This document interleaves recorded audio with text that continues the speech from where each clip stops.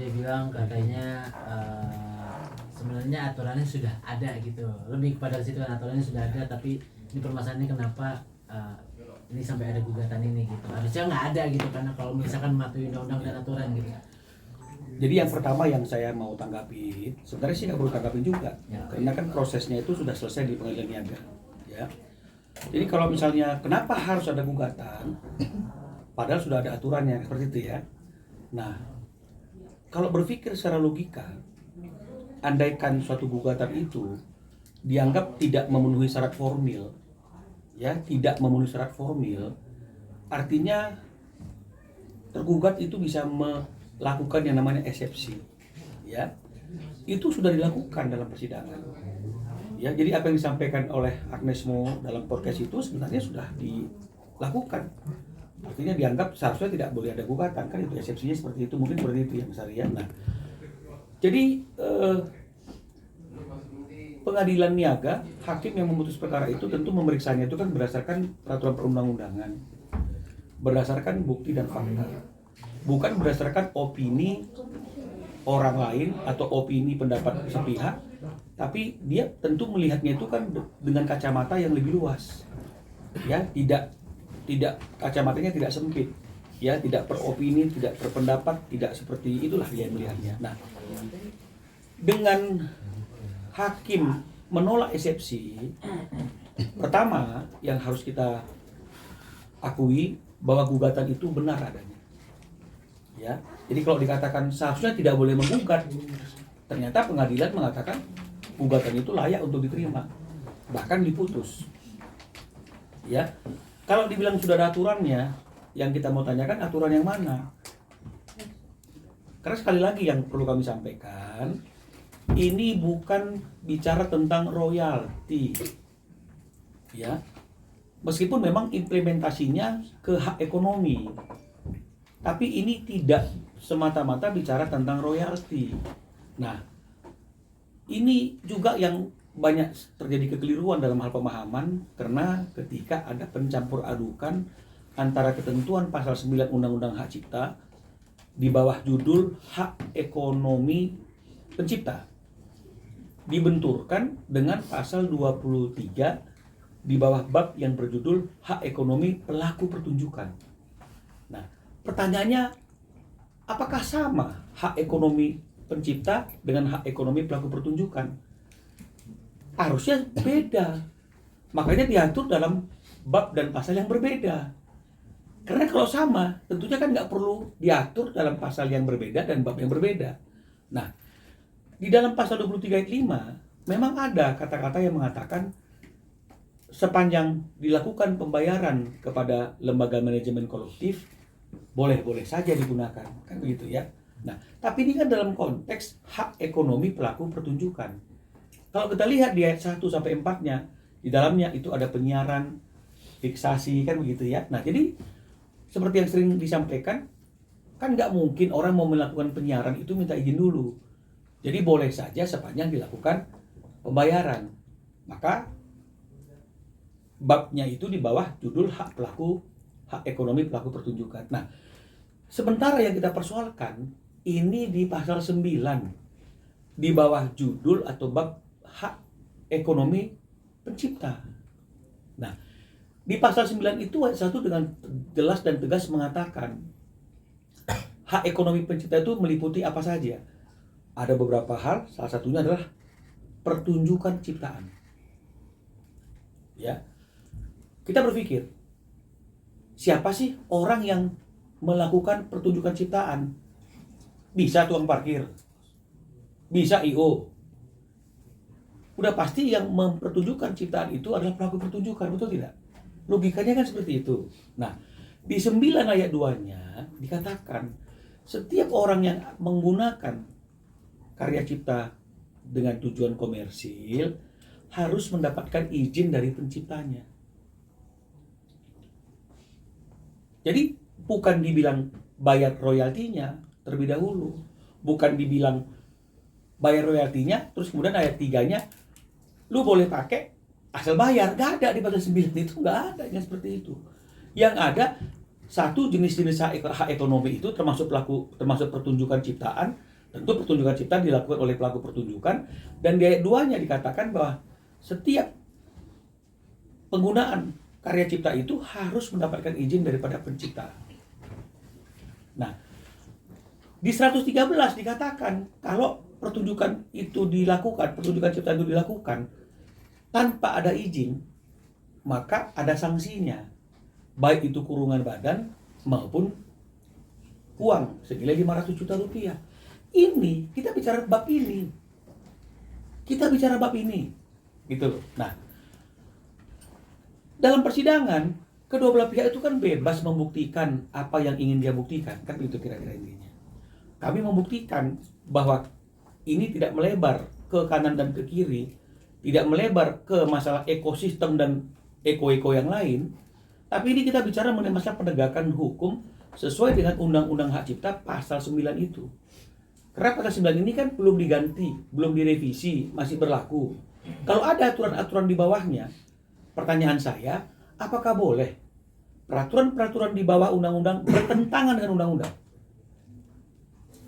Jadi kalau misalnya dibilang ada PP ini, ada statuta LMK misalnya, ini boleh enggak secara logika hukum? Boleh enggak peraturan di bawah undang-undang itu isinya mengatur sesuatu yang bertentangan dengan undang-undang?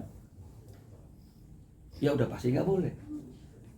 Kalau terjadi perbedaan atau pertentangan, kira-kira yang dimenangkan, yang mana yang dimenangkan?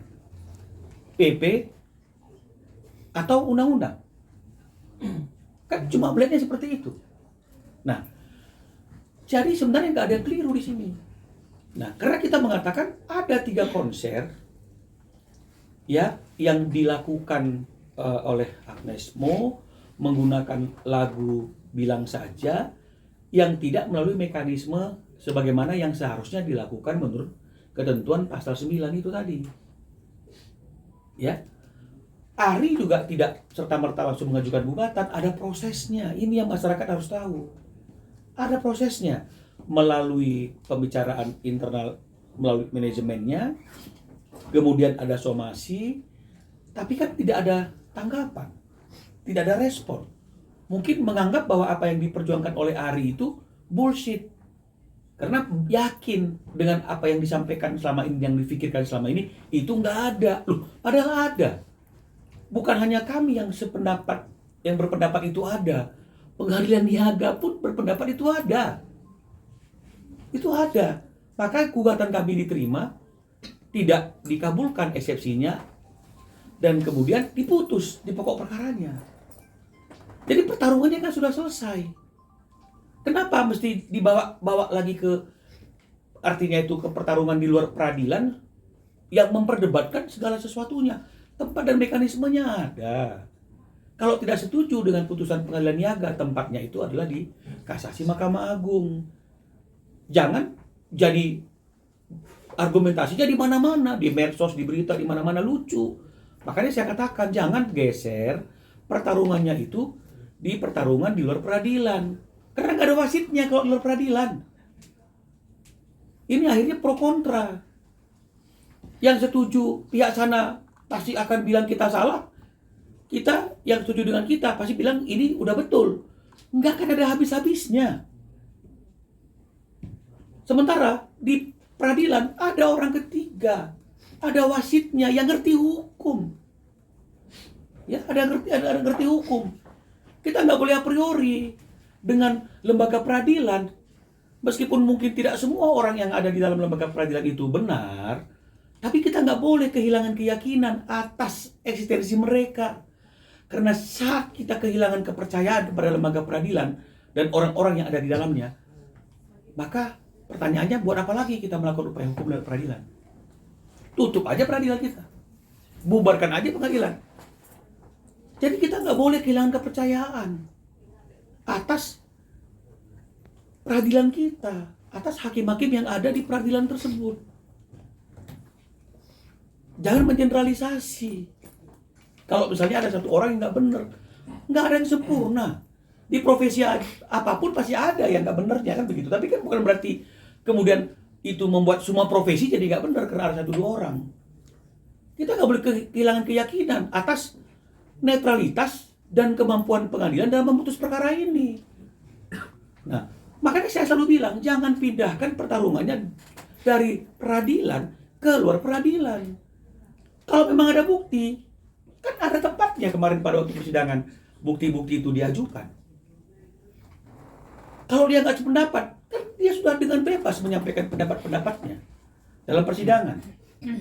Kan nggak mungkin dong dia tunjuk orang yang tidak kompeten dalam perkara ini, gitu kan? Pasti dia tunjuk kepada pengacara yang dia yakin pengacara itu memiliki kemampuan untuk mempertahankan haknya.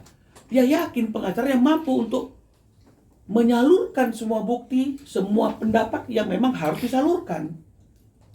Dan itu sudah dilakukan. Tapi ada putusan. Ya, kita kan harus menghormati putusan ini. Kalau kita nggak setuju, sampai lagi ke Mahkamah Agung. Bukan kemudian ini jadi rame. Karena kalau kita bawa ini ke dalam media sosial, pemberitaan, ini nggak akan ada ujung-ujungnya. Yang ada riscuh. Semua berpendapat. Tapi berapa mereka benar apa tidak? Heaven knows. Karena subjektivitas. Betul tidak? Tapi kalau pengadilan itu hakim-hakimnya nggak ada kepentingan. Nggak ada kepentingan hakimnya. Dia melihat perkara ini pasti dengan objektivitas. Siapa yang mendalilkan sesuatu berkewajiban untuk membuktikan dalilnya. Kalau seseorang yang mendalilkan ini tidak bisa membuktikan dalilnya, tolak, betul tidak? No, dia melihat penggugat dan tergugat. Dan dia sampai kepada suatu keyakinan dan memutuskan penggugat telah berhasil membuktikan dalil-dalilnya. Maka dikabulkanlah gugatannya. Loh, kenapa kemudian kita teriak-teriak di luar pengadilan? Kemudian dibilang itu serakah, dibilang itu bertentangan dengan ekosistem, dengan ini, dengan PP, dengan itu. Kenapa dia seperti itu? IO lah gitu. Loh, IO boleh saja. Siapa sih yang bilang IO boleh saja melakukan pembayaran? Siapa yang larang IO melakukan pembayaran? Siapa pun boleh melakukan pembayaran. Pertanyaannya, ketika pembayaran itu tidak dilakukan, siapa yang bertanggung jawab secara hukum? Siapa yang bertanggung jawab secara hukum? Ini sama seperti membayar pajak. Boleh nggak pajak saya yang bayarkan finance saya? Boleh. Boleh nggak supir saya yang bayarkan? Boleh. Tapi ketika tidak terjadi pembayaran, yang kena supir saya, finance saya atau saya? Karena saya yang bertanggung jawab. Ini juga harus clear. Undang-undang bilang siapa yang bertanggung jawab. IO, mana pasalnya?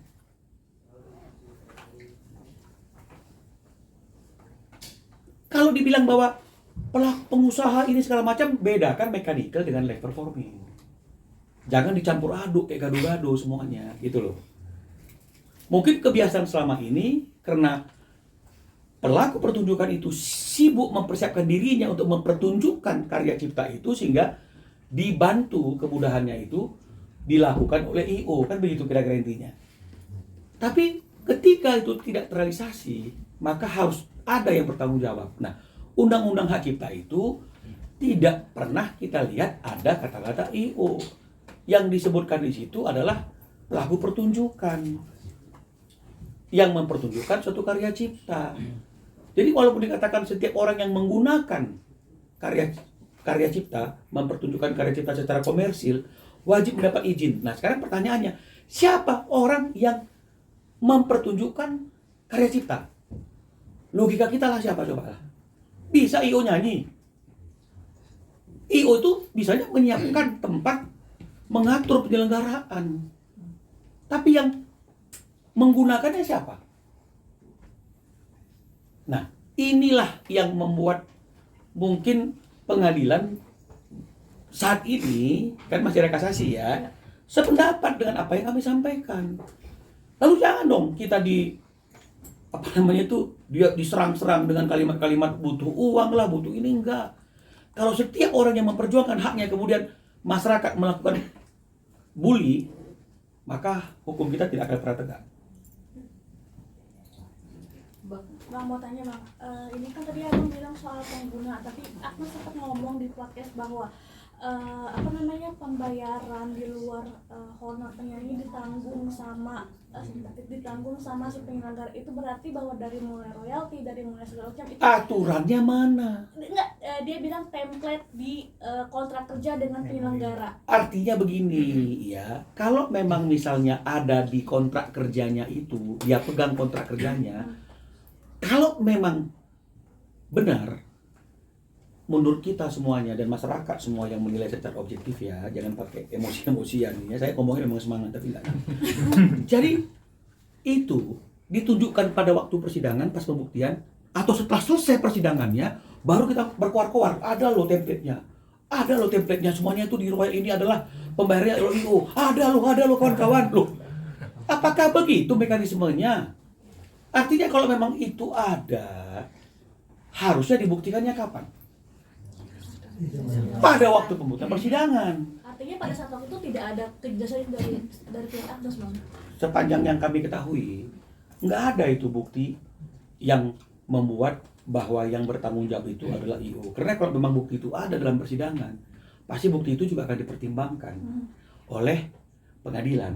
Karena walaupun yang bertanggung jawab misalnya saya, tapi kalau misalnya kemudian ada perjanjian yang membuat tanggung jawab saya itu sudah saya alihkan kepada Mas Ari, udah pasti pengadilan juga akan menyatakan yang bertanggung jawab adalah saya, tapi yang berkewajiban adalah Ari karena sesuai dengan perjanjian, kan begitu. Nah, kalau ternyata tidak seperti itu putusannya, artinya apa? Jadi jangan kita sekarang ributnya. Jangan karena kita mempunyai nama besar dan Ari ini bukan orang yang artinya sebesar nama dia, terus kemudian dianggap dia ini nggak bener, butuh uang, butuh beras. Coba kita hilangkan kebiasaan kita yang siapa yang berbicara, bukan apa yang dibicarakan. Fenomena sosial kita kan sekarang masih seperti itu. Siapa yang berbicara? Kalau orang berpangkat, orang yang berada, langsung pasti benar dia.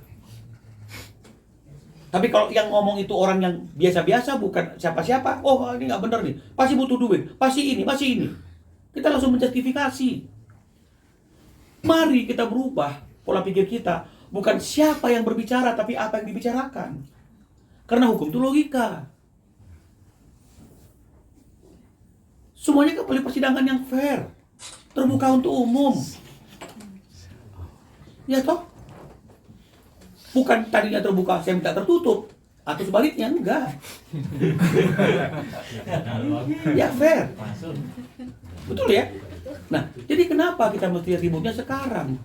Kenapa kita membuktikan kebenaran kita itu di podcast misalnya seperti itu, di IG jangan dong, karena udah ada ruangnya. Makanya saya tidak mau berkepanjangan debat itu karena akan terjadi pro kontra.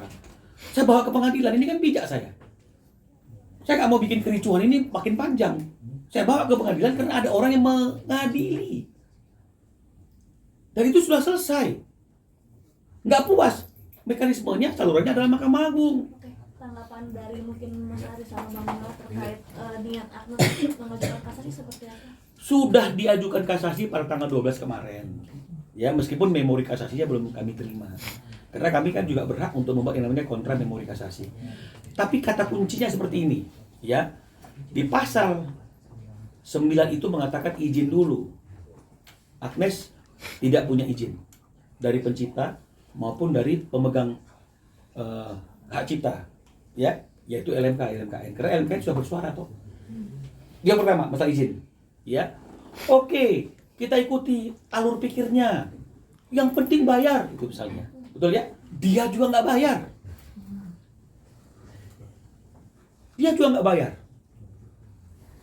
Kenapa kok Bang Nola tahu? Karena Ari sudah ngecek ke LMK dan LMKN. Untuk 3 konser itu tidak ada pembayaran royalti, tidak ada izin. Menunggu 1 tahun. Ya, tidak ada izin dan tidak ada pembayaran apapun. Dan ini nunggunya bukan 1 hari 2 hari, 1 tahun nunggunya, nggak ada apa-apa. Jadi kalau sekarang pun dia kasasi, apakah bisa merubah keadaan? Tiba-tiba ada izin dan ada pembayaran, nggak akan berubah. Tidak akan berubah. Jadi kalau hakim di Mahkamah Agung itu tetap objektivitas, tidak ada intervensi dari manapun dalam bentuk apapun, yang dia putuskan itu kan pasti dia lihat ada izin, oh nggak ada. Oke, pakai argumentasi, yang penting bayar walaupun itu keliru kalau menurut pendapat kami, tapi boleh-boleh aja berbeda pendapat. Hakim ngecek, pembayaran juga nggak ada. Terus bagaimana kita ingin merubah keputusan pengadilan niaga itu tingkat Mahkamah Agung kalau dua-dua hal itu, dua-dua komponen itu tidak pernah ada? Harusnya nggak digugat, harusnya nggak perlu izin. Yang penting bayar boleh, yang penting bayar juga kagak. Kan artinya kan ini suatu hal yang nggak perlu diperdebatkan lagi.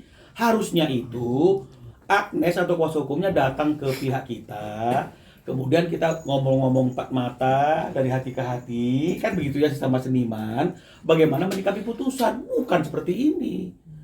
Penyanyi juga seperti itu, nggak usah terlalu khawatir. Nggak usah terlalu khawatir. Nggak usah terlalu takut akan penciptaan yang semena-mena, nggak ada aturannya kok. Ini negara hukum kok, bukan negara kekuasaan atau kewenangan. Jadi penyanyi itu tinggal duduk bareng dengan pencipta, tanpa ada pihak ketiga, pasti selesai. Yang membuat ini kisruh kan patut diduga kan kalau ada pihak ketiga yang kemudian kepentingannya mungkin terganggu. Bang Haris sendiri menanggapi kasasi dari Agnes seperti apa, dan tadi katanya di kementerian ada diskusi terbuka juga diundang, kenapa tidak hadir? Oh, saya tidak diundang. Oh, tidak ada undangan. Tidak diundang, makanya nggak tahu malah. Hari tidak diundang maka tidak hadir. Kita mau diskusi terbuka, tertutup, setengah terbuka, setengah tertutup. Persoalannya kan cuma satu. Pasal 9 itu terpenuhi apa tidak? Ketika Agnes konser ada izin apa tidak? Yang disyaratkan oleh undang-undang tidak ada. Oh, yang penting bayar. Ada bayar apa enggak? Enggak juga. Jadi sebenarnya nggak perlu ada diskusi terbuka, tertutup. Ya. Oke, Mas Aridias, maksudnya kan tadi sudah melihat podcast Ya. Bang Dery juga nggak sih kemarin?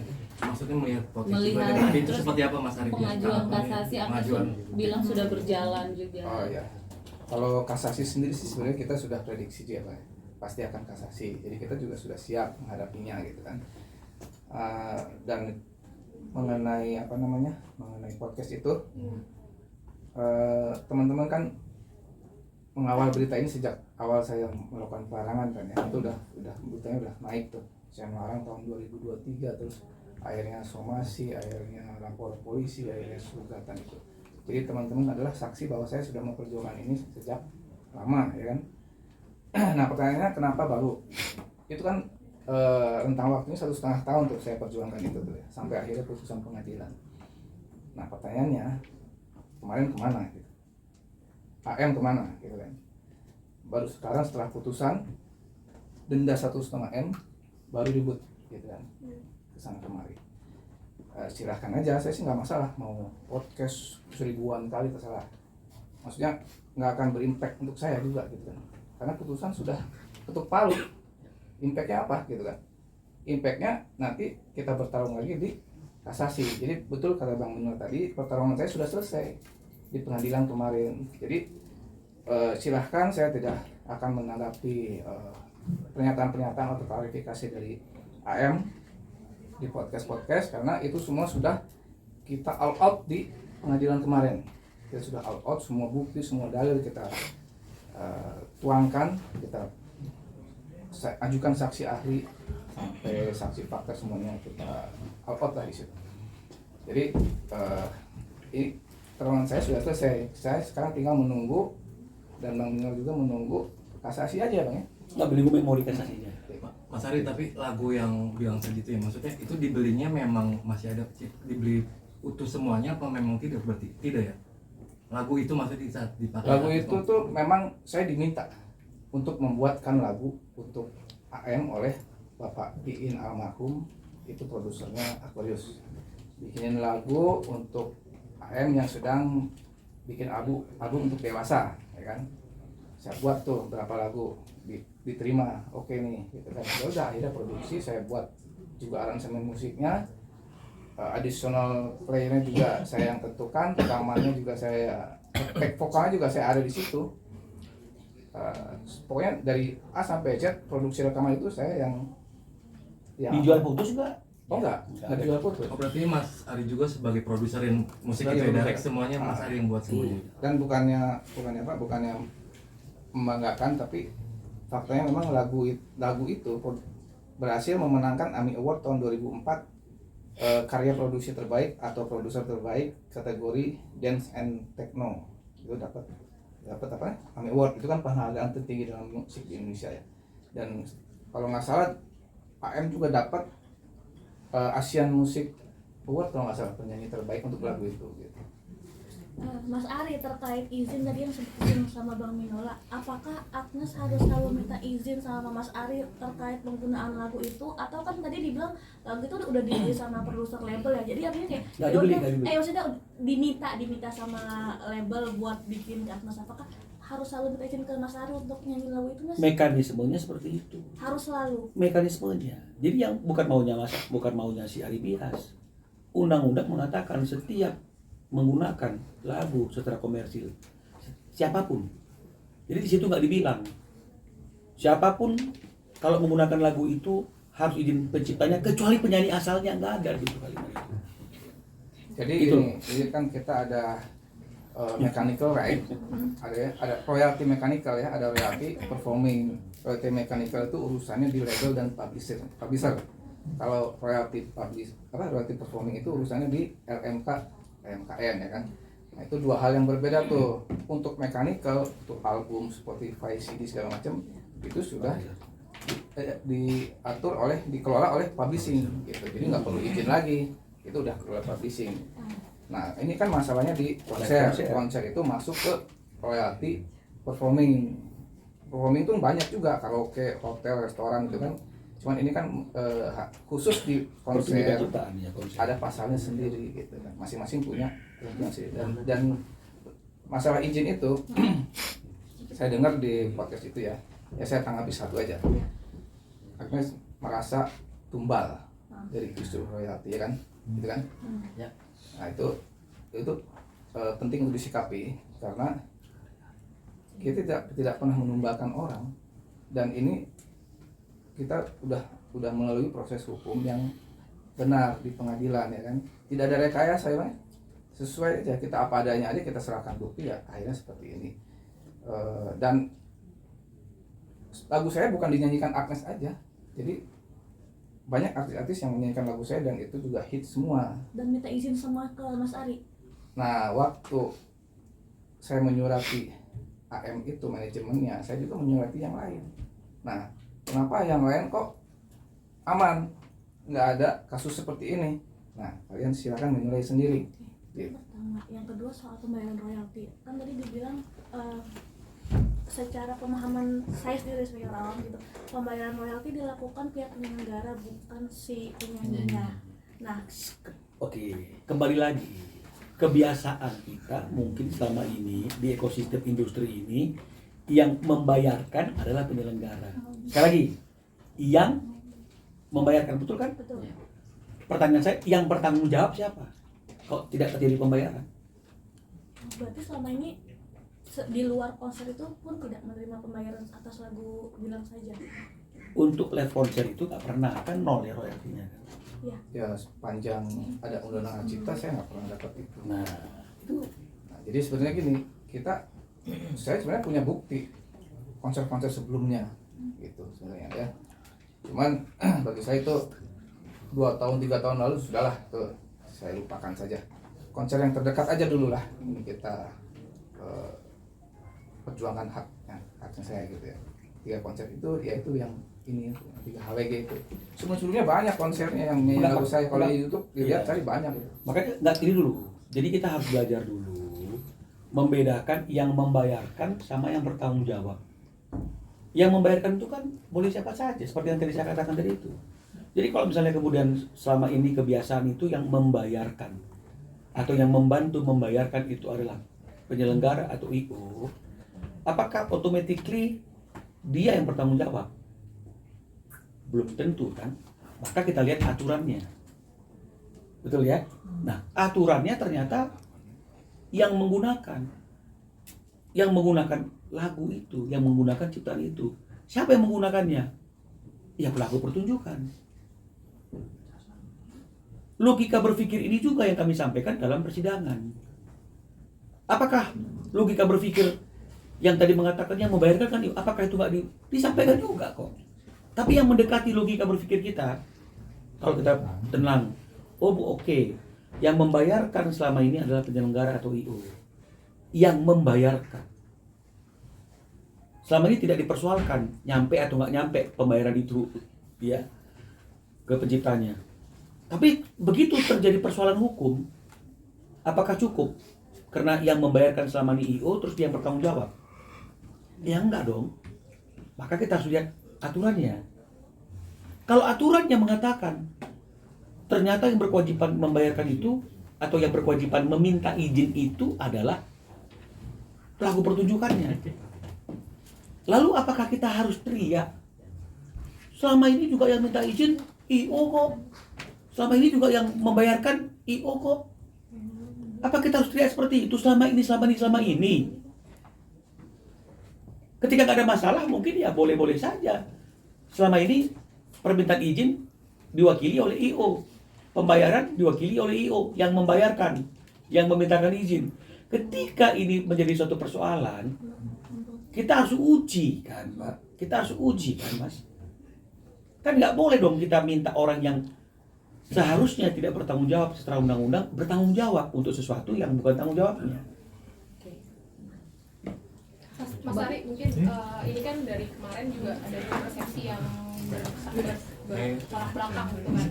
Nah mungkin dari beberapa musisi lain juga ada pendapat berbeda gitu. Nah itu udah ada komunikasi nggak sih Mas? Maksudnya diskusi bareng menentukan ini sebenarnya seperti apa undang-undangnya selama ini mungkin seperti apa? Ya perdebatan intinya kan perdebatan tuh di seputar antara IO dan penyanyi kan. Selama ini begini, bertahun-tahun kita berkutat di debat kusir soal itu kan. Satu bilang penyanyi, satu bilang IO. Nah ini kita sudah uji di persidangan dan sudah diputuskan oleh hakim bahwa ternyata yang bertanggung jawab itu pelaku pertunjukan. Ya ini kan produk hukum yang sah yang harus kita hormati ya Bang. Bahwa memang kenyataannya Undang-Undang Hak Cipta hidup dan berbicara melalui putusan ini bahwa yang kita perdebatkan sama ini pengguna itu dalam konser itu adalah pelaku pertunjukan begitu. Jadi ya seperti itu. Apakah sudah duduk bareng kan begitu? Nah ini rencananya Mas Dhani itu melalui aksi dan teman-teman ingin mengundang para penyanyi itu untuk duduk bareng. Sekarang kan tinggal tergantung. Kalau misalnya penyanyinya sudah a priori terlebih dahulu, ya susah kan gitu. Tapi intinya kita tidak ingin menumbalkan siapapun, kita tidak ingin menyakiti siapapun, kita nggak cari panggung, nggak cari apa-apa, hanya ingin menegakkan aturan sebagaimana yang seharusnya. Dan kita kan harus uji semua keyakinan kita itu kan melalui lembaga peradilan yang seperti saya katakan tadi itu. Makanya saya tidak mau berlama-lama debat kusir. Kita uji ke pengadilan. Dan ternyata hasilnya ya seperti putusan yang keluar hari ini kan begitu. Kalau kita nggak suka ya masuknya ke kasasi. Oke. Bang Ari, ini kan Anda sudah di Indonesia nih. Sudah adakah komunikasi atau beliau membuka komunikasi untuk bertemu atau seperti apa sih untuk Ya gini, pengennya ketemu? 1,5 tahun ini kan saya mencoba berkomunikasi dengan dia dengan cara-cara yang Menyurati, somasi, tapi dia nggak terus itu kan upaya saya berusaha untuk menghubungi, memberitahukan, mengkomunikasi, tapi kan tidak digubris. Nah akhirnya sampai ke pengadilan dan melahirkan putusan. Nah jadi konteksnya bukan saya lagi yang ingin menghubungi dia. Gitu. Harus dia yang ya, tapi satu lagi. Ya, terserah. Ya. Tapi satu lagi, kita juga ada laporan polisi ya di Baris Krim yang mana kita laporkan itu yang melakukan pelanggaran ketentuan pasal 9 itu yang refernya ke pasal 113 itu adalah Agnes Mo yang kita laporkan. Selama ini penyidik mengatakan ke kita belum bisa memanggil Agnes karena dia tidak ada di Indonesia. Ya jadi kami berharap penyidik karena sudah tahu Agnes sudah ada di Indonesia, ya bahkan sudah bisa datang ke podcast untuk menjelaskan masalah ini, dia juga harus bisa dipanggil oleh penyidik Baris Krim Mabes Polri dan hadir untuk menjelaskan semua yang dia ingin jelaskan itu ke penyidik kepolisian. Ya jadi jangan sampai menghindar untuk dipanggil bila perlu karena dia tahu ada laporan datang aja dulu usah dipanggil. Ya untuk mengklarifikasi.